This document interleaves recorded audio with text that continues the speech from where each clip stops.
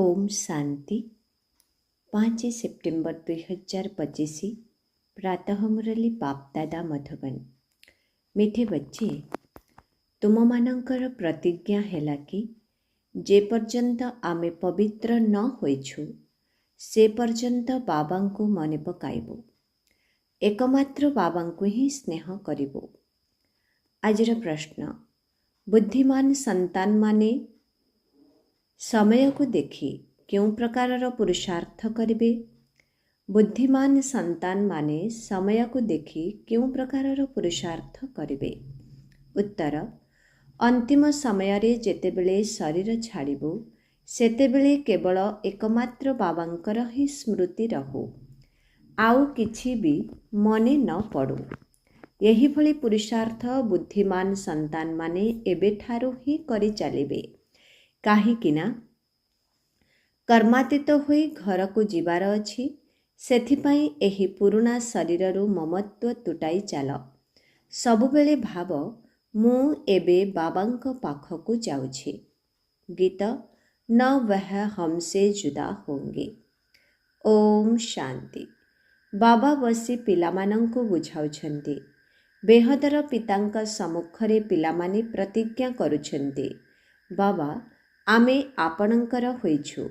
आपणंकु मने पकाइबा द्वारा अंतिम समय पूर्वरु बा शांति धामरे पहुँचिबा पूर्वरु आमर जन्म जन्मांतरर पाप जाहाकि आम मुंड उपरे रहिछि ताहा भस्म होइजिब। एहाको ही जोग अग्नि कुहा जाउछि, आउ कौनसी उपाय नाही। पतित पावन किंबा श्री श्री 108 जगत गुरु जनकु ही कुहा जाउछि। से ही जगतर पिता, जगतर शिक्षक, जगतर गुरु अटंती। रचनार आदि मध्य अंतर ज्ञान बाबा ही देई थांती। एहा पतित दुनिया अटे। एठारे जणे हेले भी पवित्र होई रहिबा असंभव अटे। पतित पावन बाबा ही समस्तंकर सद्गति करिथांती। तुमे मध्य तांकर संतान होइछ। तुमे शिखुछ कि जगत को पवित्र किपरि करिबो। शिवंक आगरे त्रिमूर्ति चित्र दरकार। एहा मध्य लेखिबाकु हेब जे दैवी सार्वभौमत्व आपणंकर जन्मसिद्ध अधिकार अटे। ताहा पुणे एबे कल्पर संगम जुगरे मिलिछि। स्पष्ट भावरे न लिखिले मनुष्य किछि बुझी पारिबे नाही। द्वितीय कथा हेला, केवल जेउ बी के नाम रहिछि सेथिरे प्रजापिता अक्षर निश्चित लेखिबा दरकार, काहिकिना ब्रह्मा नाम मध्य अनेकंकर रहिछि। प्रजापिता ब्रह्मा कुमारी ईश्वरीय विश्वविद्यालय लेखिबा दरकार। तुमे जानुछ जे पत्थर समान विश्व को पवित्र पारस तो एकमात्र बाबा ही करिबे। एही समय रे जणे मनुष्य ही पवित्र नाहंती। समस्ते जणे जनक सहित लड़ाई करुछन्ति, गाली मध्य देउछन्ति। बाबांक पाई भी कहि देउछन्ति कच्छ मच्छ अवतार नेथिले। अवतार काहाकु कुहा जाउछि एहा मध्य बुझु नाहंती। अवतार तो जनकर होइथाए।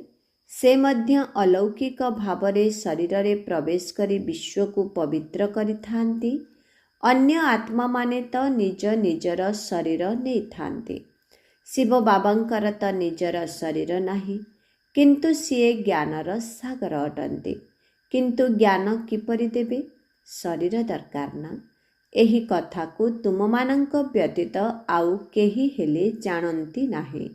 गृहस्थ व्यवहार रे रही पवित्र हेबा एहा बहादुरीर काम अटे। महावीर अर्थात वीरपणिया देखाइबा एहा मध्य वीरपणिया अटे। जेउ काम सन्यासी माने करि पारंती नाही ताहा तुमे करि पारुछ। बाबा श्रीमत देउछन्ति जे तुमे एपरि गृहस्थ व्यवहार रे रही कमल फूल समान पवित्र होई रुह, ताहा हेले उच्च पद पाई पारिब। नचेत विश्वर बादशाही किपरि मिलिब? एहा हेउछि नररु नारायण हेबा पाई पाठ पढ़ा। एहा पाठशाला अटे। ଅନେକ ଆସି ପାଠ ପଢ଼ୁଛନ୍ତି, ସେଥିପାଇଁ ଲେଖ ଈଶ୍ୱରୀୟ ବିଶ୍ୱବିଦ୍ୟାଳୟ। ଏହା ସମ୍ପୂର୍ଣ୍ଣ ଠିକ୍ ଶବ୍ଦ ଅଟେ। ଭାରତବାସୀ ଜାଣନ୍ତି ଯେ ଆମେ ବିଶ୍ୱର ମାଲିକ ଥିଲୁ, ଏହା କାଲିର କଥା ଅଟେ। ଏପର୍ଯ୍ୟନ୍ତ ମଧ୍ୟ ରାଧାକୃଷ୍ଣ ଅଥବା ଲକ୍ଷ୍ମୀ ନାରାୟଣଙ୍କର ମନ୍ଦିର ତିଆରି ହୋଇ ଚାଲିଛି। କେହି ତ ପୁଣି ପତିତ ମନୁଷ୍ୟଙ୍କର ମଧ୍ୟ ମନ୍ଦିର ତିଆରି କରୁଛନ୍ତି। ଦ୍ୱାପର ଠାରୁ ପତିତ ମନୁଷ୍ୟ ରହି ଆସିଛନ୍ତି। କେଉଁଠି ଶିବଙ୍କର ମନ୍ଦିର, କେଉଁଠାରେ ଦେବତାମାନଙ୍କର ମନ୍ଦିର ତିଆରି କରିବା, କେଉଁଠି ପୁଣି ଏହି ପତିତ ମନୁଷ୍ୟମାନଙ୍କର। ବିଚାର କର, ଏଠାରେ କ'ଣ ବିଚାର କର, ଏମାନେ କ'ଣ ଦେବତା ଅଟନ୍ତି? ତେଣୁ ବାବା ବୁଝାଉଛନ୍ତି ଯେ ଏହି କଥା ଉପରେ ଭଲ ଭାବରେ ବିଚାର ସାଗର ମନ୍ଥନ କରିବାର ଅଛି। ବାବା ତ ବୁଝାଇ ଚାଲିଛନ୍ତି ଯେ ଦିନକୁ ଦିନ ଲେଖା ବଦଳି ଚାଲିବ। ଏପରି ନୁହେଁ ଯେ ପୂର୍ବେ କାହିଁକି ଏଭଳି କହିଲେ ନାହିଁ। ଏପରି କହିବା ଠିକ୍ ନୁହେଁ ଯେ ପୂର୍ବରୁ କାହିଁକି ମନ୍ମନା ଭବର ଅର୍ଥ ଏହିପରି ବୁଝାଇଲ ନାହିଁ। ଆରେ, ପ୍ରଥମରୁ କ'ଣ ଏପରି ଯୋଗଯୁକ୍ତ ସ୍ଥିତିରେ ରହିପାରିବ? ବହୁତ କମ୍ ସନ୍ତାନ ଅଛନ୍ତି ଯିଏ ପ୍ରତ୍ୟେକ କଥାର ଉତ୍ତର ଭଲ ଭାବରେ ଦେଇପାରିବେ। ଭାଗ୍ୟରେ ଶ୍ରେଷ୍ଠ ପଦ ନଥିଲେ ଶିକ୍ଷକ ବି କ'ଣ କରିପାରିବେ? ଏପରି ତ ନୁହେଁ ଆଶୀର୍ବାଦ ଦେଇ ବାବା ଶ୍ରେଷ୍ଠ କରିଦେବେ। ନିଜକୁ ଦେଖିବାର ଅଛି ଯେ ମୁଁ କିପରି ସେବା କରୁଛି। ବିଚାର ସାଗର ମନ୍ଥନ ଚାଲିବା ଦରକାର। ଗୀତାର ଭଗବାନ କିଏ? ଏହି ଚିତ୍ର ସବୁଠାରୁ ମୁଖ୍ୟ ଅଟେ। ଭଗବାନ ନିରାକାର ଅଟନ୍ତି। ସେ ବ୍ରହ୍ମାଙ୍କ ଶରୀର ବିନା ତ କିଛି ବି ଶୁଣାଇ ପାରିବେ ନାହିଁ। ସେ ସଙ୍ଗମ ଯୁଗରେ ହିଁ ବ୍ରହ୍ମାଙ୍କ ଶରୀରର ମାଧ୍ୟମ ନେଇ ଆସୁଛନ୍ତି। ନଚେତ୍ ବ୍ରହ୍ମା ବିଷ୍ଣୁ ଶଙ୍କର କ'ଣ ପାଇଁ ଅଛନ୍ତି? ଜୀବନ କାହାଣୀ ଦରକାର ନା। କେହି ବି ଜାଣିନାହାନ୍ତି। ବ୍ରହ୍ମାଙ୍କ ପାଇଁ କହିଥାନ୍ତି ଯେ ସହସ୍ର ଭୁଜାଧାରୀ ବ୍ରହ୍ମାଙ୍କ ପାଖକୁ ଯାଅ, ହଜାର ଭୁଜାଧାରୀଙ୍କ ପାଖକୁ ଯାଅ। ଏହା ଉପରେ ମଧ୍ୟ ଏକ କାହାଣୀ ତିଆରି ହୋଇଛି। ପ୍ରଜାପିତା ବ୍ରହ୍ମାଙ୍କର ଏତେ ଢେର ସନ୍ତାନ ଅଛନ୍ତି ନା, ଏଠାକୁ ଆସି ହିଁ ଥାନ୍ତି ପବିତ୍ର ହେବା ପାଇଁ। ଜନ୍ମ ଜନ୍ମାନ୍ତର ଧରି ଅପବିତ୍ର ହୋଇ ଆସିଛନ୍ତି, ଏବେ ପୁରା ପବିତ୍ର ହେବାର ଅଛି। ଶ୍ରୀମତ ମିଳୁଛି ଯେ ମାମେକମ୍ ୟାଦ୍ କର। କେତେ ଜଣଙ୍କର ତ ଏପର୍ଯ୍ୟନ୍ତ ମଧ୍ୟ ବୁଦ୍ଧିରେ ଆସୁନାହିଁ ଯେ ଆମେ କିପରି ୟାଦ୍ କରିବୁ। ଦ୍ୱନ୍ଦ୍ୱରେ ପଡ଼ିଯାଉଛନ୍ତି। ବାବାଙ୍କର ହୋଇ ବିକର୍ମାଜିତ ନ ହେଲେ, ପାପ ନ କଟିଲେ, ଯୋଗଯୁକ୍ତ ହୋଇ ନ ରହିଲେ ସେ କି ପଦ ପାଇବେ? ଯଦିଓ ସମର୍ପିତ ହୋଇଛନ୍ତି, କିନ୍ତୁ ସେଥିରେ କ'ଣ ଲାଭ ରହିଛି? ଯେତେବେଳ ପର୍ଯ୍ୟନ୍ତ ପୁଣ୍ୟ ଆତ୍ମା ହୋଇ ଅନ୍ୟମାନଙ୍କୁ ପୁଣ୍ୟାତ୍ମା ନ କରାଇଛ, ସେ ପର୍ଯ୍ୟନ୍ତ ଉଚ୍ଚ ପଦ ପାଇପାରିବ ନାହିଁ। ଯେତେ ଅଳ୍ପ ମନେ ପକାଇବ, ନୀଚ ପଦ ପାଇବ। ଡବଲ ମୁକୁଟଧାରୀ କିପରି ହେବ, ପୁଣି ପୁରୁଷାର୍ଥର ନମ୍ବର ଅନୁସାରେ କିପରି ଡେରିରେ ଆସିବ। ଏପରି ନୁହେଁ ଯେ ମୁଁ ସବୁକିଛି ସମର୍ପଣ କରିଦେଲି ଏବଂ ଏଣୁ ଡବଲ ମୁକୁଟଧାରୀ ହେବି। ନା, ପ୍ରଥମେ ଦାସଦାସୀ ହେବେ, ତାପରେ ଶେଷ ଆଡ଼କୁ ଛୋଟିଆ ପଦଟିଏ ମିଳିଯିବ। ଅନେକଙ୍କୁ ଏହି ଅହଙ୍କାର ରହିଥାଏ ଯେ ମୁଁ ତ ସମର୍ପିତ ଅଟେ। ଆରେ, ବାବାଙ୍କ ସ୍ମୃତି ବିନା କ'ଣ ଶ୍ରେଷ୍ଠ ହୋଇପାରିବ? ଦାସଦାସୀ ହେବାଠାରୁ ତ ସାହୁକାର ପ୍ରଜା ହେବା ଭଲ। ଦାସଦାସୀ କ'ଣ ଶ୍ରୀକୃଷ୍ଣଙ୍କ ସାଥିରେ ଝୁଲି ପାରିବେ? ଏହା ବହୁତ ବୁଝିବାର କଥା ଅଟେ। ଏଥିରେ ବହୁତ ପରିଶ୍ରମ କରିବାକୁ ପଡ଼ିଥାଏ। ଅଳ୍ପରେ ଖୁସି ହୋଇଯାଅ ନାହିଁ। ମୁଁ ବି ରାଜା ହେବି। ଏଭଳି ହେଲେ ତ ପୁଣି ଅନେକ ରାଜା ହୋଇଯିବେ। ବାବା କହୁଛନ୍ତି ଯେ ଯୋଗର ଯାତ୍ରା ହିଁ ମୁଖ୍ୟ ଅଟେ। ଯିଏ ଭଲ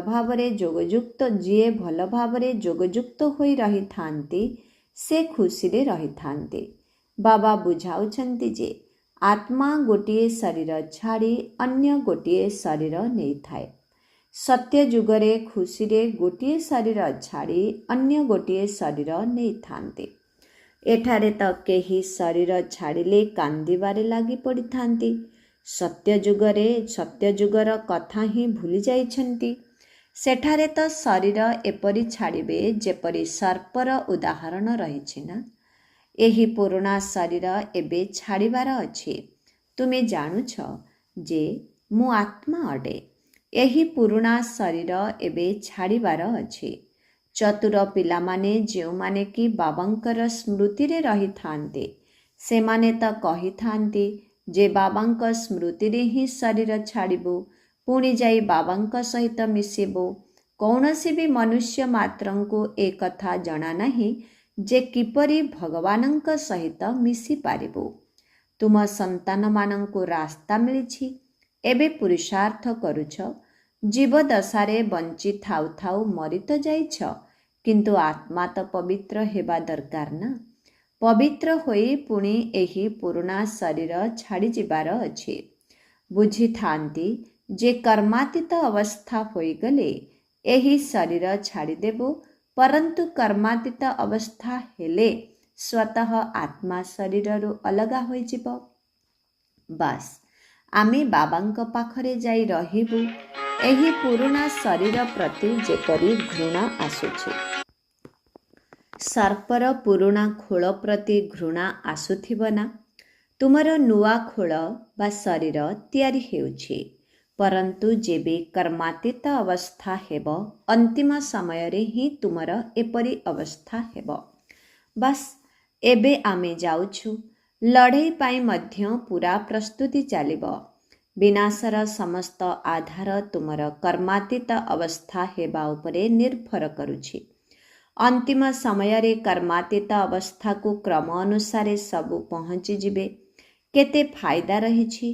ତୁମେ ବିଶ୍ୱର ମାଲିକ ହେଉଛ, ତେଣୁ ବାବାଙ୍କୁ କେତେ ସ୍ନେହରେ ମନେ ପକାଇବା ଦରକାର। ତୁମେ ଦେଖିବ କେତେକ ଏପରି ମଧ୍ୟ ବାହାରିବେ ଯେଉଁମାନେ ଉଠିବା ବସିବା ବେଳେ ବସିଲା ବେଳେ ବାବାଙ୍କୁ ମନେ ପକାଉଥିବେ। ମୃତ୍ୟୁ ସାମ୍ନାରେ ଛିଡ଼ା ହୋଇଛି। ଖବରକାଗଜରେ ଏପରି ଲେଖୁଛନ୍ତି ଯେପରିକି ବର୍ତ୍ତମାନ ହିଁ ଲଢ଼େଇ ଲାଗିଯିବ।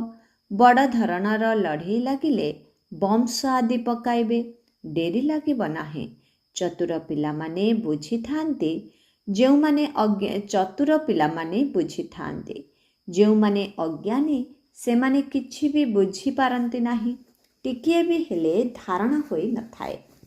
ଭଲେ ହଁ ହଁ କରି ଚାଲିଥାନ୍ତି, କିଛି ହେଲେ ବୁଝନ୍ତି ନାହିଁ।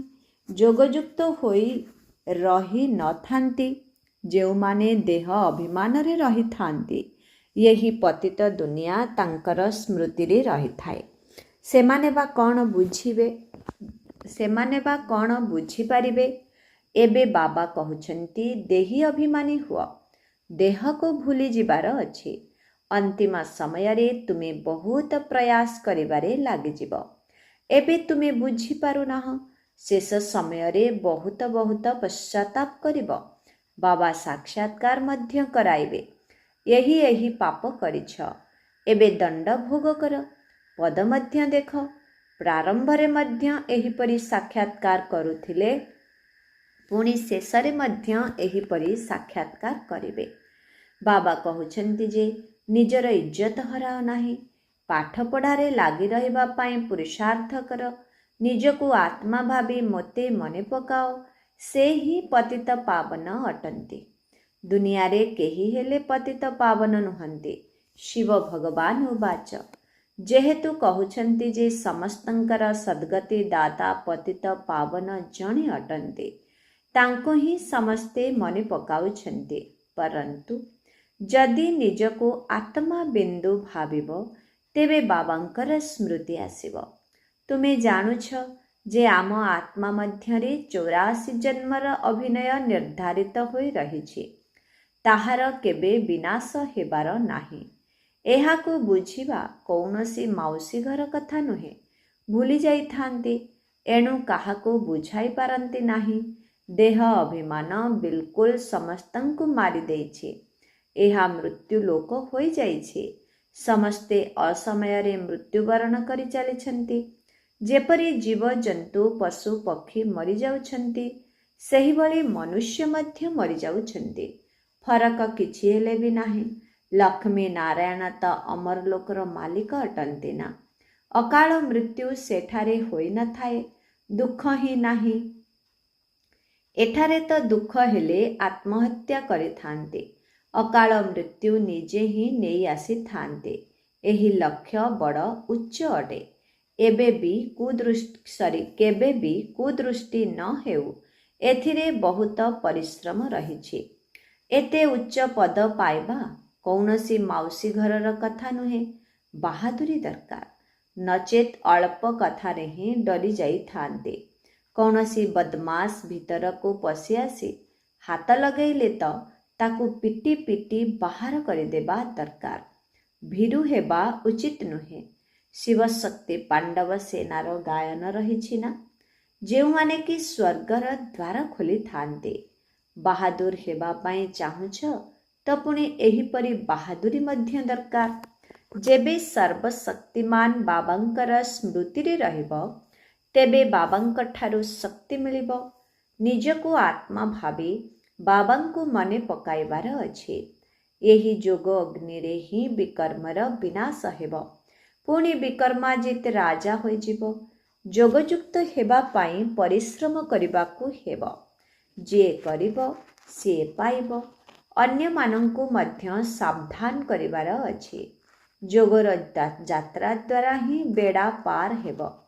ପାଠପଢ଼ାକୁ ଯାତ୍ରା କୁହାଯାଏ ନାହିଁ, ତାହା ଅଟେ ସ୍ଥୂଳ ଯାତ୍ରା। ଏହା ହେଲା ଆତ୍ମାର ଯାତ୍ରା। ସିଧା ଶାନ୍ତି ଧାମ ନିଜ ଘରକୁ ଚାଲିଯିବ। ବାବା ବି ଘରେ ରହୁଛନ୍ତି। ମୋତେ ମନେ ପକାଇ ପକାଇ ତୁମେ ଘରେ ପହଞ୍ଚିଯିବ। ଏଠାରେ ସମସ୍ତଙ୍କୁ ଅଭିନୟ କରିବାର ଅଛି। ଡ୍ରାମା ତ ଅବିନାଶୀ ଚାଲିଛି। ପିଲାମାନଙ୍କୁ ବୁଝାଉଛନ୍ତି ଯେ ପ୍ରଥମତଃ ବାବାଙ୍କର ସ୍ମୃତିରେ ରୁହ ଏବଂ ପବିତ୍ର ହୁଅ। ଦୈବୀ ଗୁଣ ଧାରଣ କର ଏବଂ ଯେତେ ସେବା କରିବ ସେତେ ଉଚ୍ଚ ପଦ ପାଇବ। କଲ୍ୟାଣକାରୀ ନିଶ୍ଚୟ ହେବାକୁ ପଡ଼ିବ। ଆଚ୍ଛା, ମିଠେ ମିଠେ ଶିଖିଲାଧି ସନ୍ତାନମାନଙ୍କ ପ୍ରତି ମାତ ପିତା ବାପ ଦାଦାଙ୍କର ମଧୁର ସ୍ନେହ ସମ୍ପନ୍ନ ଶୁଭେଚ୍ଛା ଏବଂ ସୁପ୍ରଭାତ। ଆତ୍ମିକ ପିତାଙ୍କର ଆତ୍ମିକ ସନ୍ତାନମାନଙ୍କୁ ନମସ୍ତେ। ଆତ୍ମିକ ସନ୍ତାନମାନଙ୍କର ଆତ୍ମିକ ପିତାଙ୍କୁ ଓମ୍ ଶାନ୍ତି। Good morning. ନମସ୍ତେ ନମସ୍ତେ ନମସ୍ତେ ନମସ୍ତେ ନମସ୍ତେ। ଓମ୍ ଶାନ୍ତି। ଧାରଣା ପାଇଁ ମୁଖ୍ୟ ସାର 1 ନମ୍ବର। ସର୍ବଦା ମନେ ରହୁ ଯେ ସର୍ବଶକ୍ତିମାନ ବାବା ଆମ ସାଥିରେ ଅଛନ୍ତି। ଏହି ସ୍ମୃତି ଦ୍ୱାରା ଆତ୍ମାରେ ଶକ୍ତି ପ୍ରବେଶ କରିବ, ବିକର୍ମ ଭସ୍ମ ହେବ। ଯେହେତୁ ଶିବଶକ୍ତି ପାଣ୍ଡବ ସେନା ନାମ ରଖାଯାଇଛି, ତେଣୁ ବାହାଦୁରୀ ଦେଖାଇବାର ଅଛି, ଭୀରୁ ହେବାର ନାହିଁ। 2 ନମ୍ବର। ବଞ୍ଚି ଥାଉ ଥାଉ ମରିବା ପରେ ଏହି ଅହଙ୍କାର ନ ଆସୁ ଯେ ମୁଁ ତ ସମର୍ପିତ ଅଟେ। ସମର୍ପିତ ହେବା ପରେ ପୁଣ୍ୟ ଆତ୍ମା ହୋଇ ଅନ୍ୟକୁ ମଧ୍ୟ ପୁଣ୍ୟ ଆତ୍ମା କରିବାକୁ ହେବ। ଏହିଥିରେ ହିଁ ଫାଇଦା ରହିଛି। ଆଜିର ବରଦାନ, ନିର୍ବିଘ୍ନ ସ୍ଥିତି ଦ୍ୱାରା ନିଜର ମୂଳଦୁଆକୁ ମଜବୁତ କରି ସମ୍ମାନର ସହିତ ଉତ୍ତୀର୍ଣ୍ଣ ହୁଅ। ଯେଉଁ ପିଲାମାନେ ବହୁତ କାଳରୁ ନିର୍ବିଘ୍ନ ସ୍ଥିତିର ଅନୁଭବୀ ଅଟନ୍ତି, ସେମାନଙ୍କର ମୂଳଦୁଆ ମଜବୁତ ହୋଇଥିବା କାରଣରୁ ନିଜେ ମଧ୍ୟ ଶକ୍ତିଶାଳୀ ସ୍ଥିତିରେ ରହିଥାନ୍ତି ଏବଂ ଅନ୍ୟମାନଙ୍କୁ ମଧ୍ୟ ଶକ୍ତିଶାଳୀ କରିଥାନ୍ତି। ତେଣୁ ବହୁତ କାଳର ଶକ୍ତିଶାଳୀ ନିର୍ବିଘ୍ନ ଆତ୍ମା ଅନ୍ତ ସମୟରେ ମଧ୍ୟ ନିର୍ବିଘ୍ନ ହୋଇ ସମ୍ମାନର ସହିତ ଉତ୍ତୀର୍ଣ୍ଣ ହୋଇଯାଇଥାନ୍ତି, ନହେଲେ ପ୍ରଥମ ଶ୍ରେଣୀରେ ଆସିଥାନ୍ତି।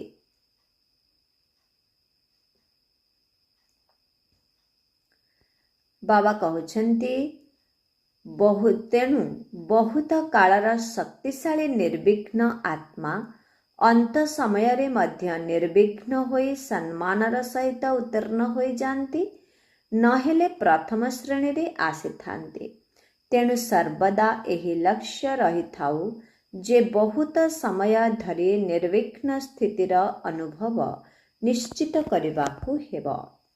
ଆଜିର ସ୍ଲୋଗାନ, ଯଦି ପ୍ରତ୍ୟେକ ଆତ୍ମା ପ୍ରତି ସର୍ବଦା ଉପକାର ଅର୍ଥାତ୍ ଶୁଭକାମନା ରଖିବ, ତେବେ ଆପେ ଆପେ ଆଶୀର୍ବାଦ ପ୍ରାପ୍ତ ହେବାକୁ ଲାଗିବ। ଓମ୍ ଶାନ୍ତି। ଅବ୍ୟକ୍ତ ଇଶାରା। ଏବେ ଲଗନର ଅଗ୍ନିକୁ ପ୍ରଜ୍ୱଳିତ କରି ଯୋଗକୁ ଜ୍ୱାଳା ରୂପ କର। ଯୋଗ ଅର୍ଥାତ୍ ଶାନ୍ତିର ଶକ୍ତି। ତେବେ ଏହି ଶାନ୍ତିର ଶକ୍ତି ବହୁତ ସହଜରେ ନିଜକୁ ତଥା ଅନ୍ୟମାନଙ୍କୁ ପରିବର୍ତ୍ତନ କରିଦେଇଥାଏ। ଏହାଦ୍ୱାରା ବ୍ୟକ୍ତି ମଧ୍ୟ ବଦଳିଯିବେ ଏବଂ ପ୍ରକୃତି ମଧ୍ୟ ବଦଳିଯିବ। ବ୍ୟକ୍ତିମାନଙ୍କୁ ତ ମୁଖ ଦ୍ୱାରା କୋର୍ସ କରାଇ ଦେଉଛ, କିନ୍ତୁ ପ୍ରକୃତିକୁ ପରିବର୍ତ୍ତନ କରିବା ପାଇଁ ଶାନ୍ତିର ଶକ୍ତି ଅର୍ଥାତ୍ ଯୋଗ ବଳ ହିଁ ଦରକାର। ଓମ୍ ଶାନ୍ତି।